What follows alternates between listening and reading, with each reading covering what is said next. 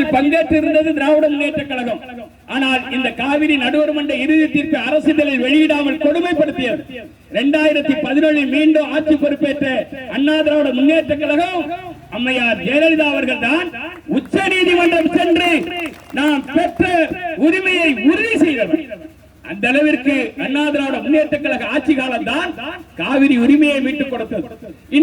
அன்றைய முதலமைச்சராக இருந்த எடப்பாடி பழனிசாமி அவர்கள் தான் இந்த காவிரி நடுவர் மன்ற இறுதி அறிக்கையையே அரசிதழில் வெளியிட செய்து காவிரி உரிமையை உறுதிப்படுத்தி கொடுத்தவர். மறுக்க முடியுமா? காவிரி டெல்டா பாதுகாக்கப்பட்ட வேளாண் மண்டலம்.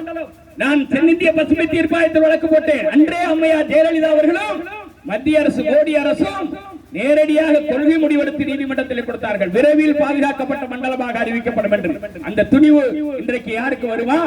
இன்னைக்கு மேகதாட்டு அணை கட்டுவேன் என்று சொல்லுகிற கர்நாடக முதலமைச்சரை 5 ஆண்டு காலம் பொறுப்பில் இருந்திருக்கிற தமிழ்நாடு முதலமைச்சர்